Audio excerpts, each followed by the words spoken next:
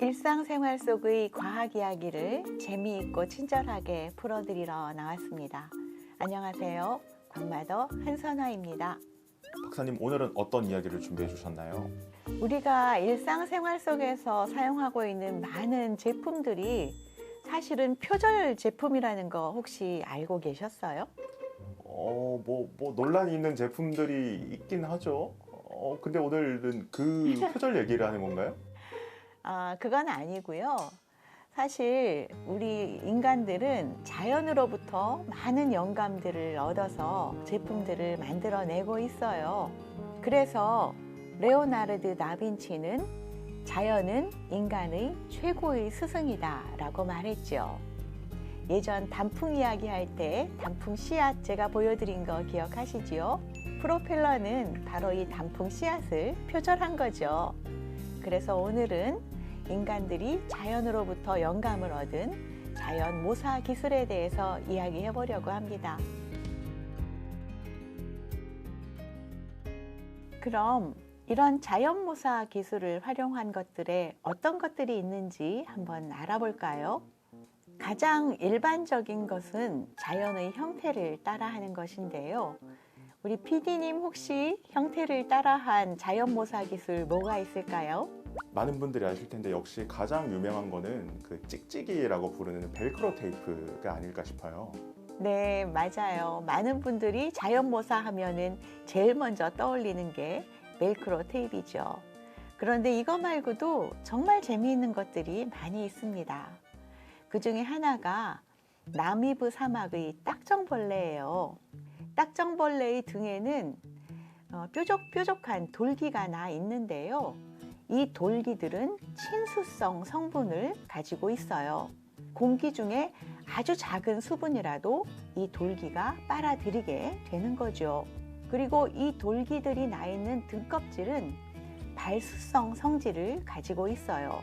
돌기에서 빨아들인 물방울들은 이 발수성 등딱지를 따라서 딱정벌레의 입으로 물이 흘러 들어가게 되는 거죠. MIT에서는 이 딱정벌레를 흉내내서 공기 중에서 물을 만들어낼 수 있는 소재를 개발했는데요. 발수성의 시트에 친수성의 돌기를 인쇄하기만 하면 된다고 해요. 이 소재로 텐트를 만들게 되면은 하루 정도 쓸 수 있는 물을 매일 만들어낼 수도 있다고 합니다.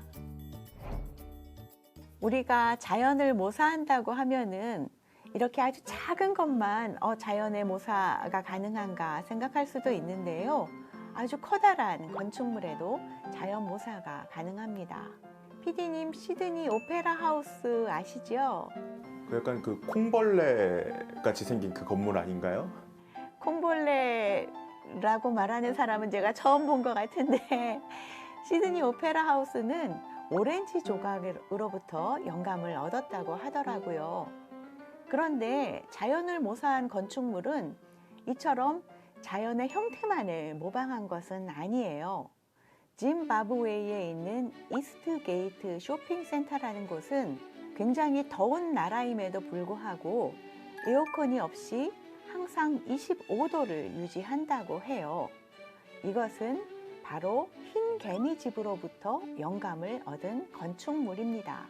아래에서 들어온 시원한 공기가 위쪽에 있는 공기 구멍으로 빠져나가면서 자연 대류를 통해 항상 시원한 온도를 유지할 수 있게 만든 거죠. 그러면 자연의 흰개미 집에서는 그렇게 자동으로 공기의 순환이 일어난다는 건가요?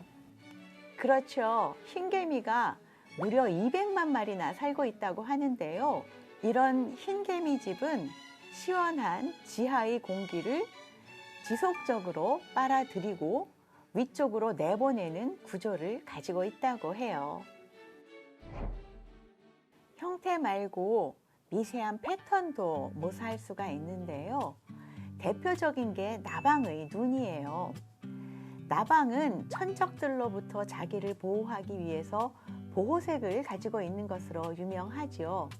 그런데 눈이 빛을 반사하게 되면은 금방 눈에 띄기 때문에 나방의 눈은 모든 빛을 흡수하는 구조를 가지고 있어요.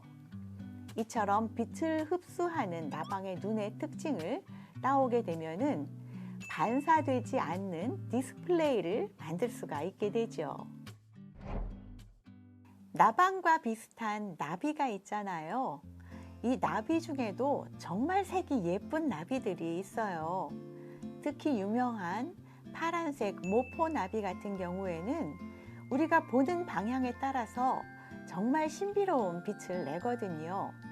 모포나비의 날개는 빛을 여러 방향으로 반사하는 기능을 가졌어요. 이런 것들을 우리가 구조색이라고 하는데요. 구조에 따라서 색감을 달리할 수 있는 거죠. 이것을 활용하게 되면은 보는 방향에 따라서 카멜레온처럼 아주 아름다운 다양한 색을 낼 수 있는 옷감도 만들 수가 있습니다. 저희가 오늘 얘기하고 있는 자연 모사 기술이 뭐 동물이나 식물 같은 생물을 모방하는 거잖아요. 대부분의 생물들은 이제 움직임이 있다 보니까 이런 생물들의 움직임을 차용해서 뭐 로봇 같은 거를 만들어도 되게 좋을 것 같아요. 그렇죠. 로봇 같은 경우는 사실은 움직임이 기본이 되어야 되기 때문에 이 움직임은 자연에서부터 영감을 받아서 만듭니다. 재미있는 로봇이 하나가 있는데요. 우리 지구상에서 가장 빠른 동물 하면은 치타죠. 그런데 치타가 이렇게 빨리 달릴 수 있는 이유는 척추를 이용을 하기 때문이라고 해요. 다리를 활짝 펼 때는 앞뒤로 척추가 늘어나고 다시 오므릴 때는 척추가 활처럼 굽어서 이 탄성을 이용하기 때문에 다리만 움직이는 것보다 훨씬 빨리 뛸 수가 있는 거죠. 이 움직임을 이용해서 치타 로봇을 만들게 되니까 로봇이 훨씬 더 빨리 움직일 수 있었다라는 연구 결과도 있습니다. 근데 이런 것도 되게 재밌을 것 같아요. 뭐 곤충들 보면 더듬이로 되게 민감한 정보들을 많이 받아들이잖아요. 이런 동물들의 감각 기관이나 감각 체계 같은 거를 모사해도 되게 다양한 곳에 활용할 수 있을 것 같아요. 정말 재미있는 생각을 했는데요. 실제로 그런 사례가 있어요. 이스라엘의 마이츠만 연구소에서는 쥐의 수염을 이용을 해서 그 감각기관을 사람의 손끝에 부착을 하는 연구를 하고 있어요. 그 감각기관을 우리 손끝에 달아두게 되면은 시각장애인들이 눈으로 보지 않고도 주변을 탐색할 수 있는데 큰 도움이 될 거라고 기대를 하고 있죠. 우리 인류는 예전부터 정말 자연으로부터 많은 것을 얻어왔지요. 자연모사 기술도 이 중에 하나라고 할 수 있는데요. 사실 우리가 알지 못하는 동물들의 놀라운 감각들도 있고 또 아직까지 발견되지 않은 여러 가지 훌륭한 기능들이 있기 때문에 자연모사 기술은 앞으로도 더 많은 발전이 있을 것 같습니다. 오늘 준비한 이야기는 여기까지입니다. 고맙습니다.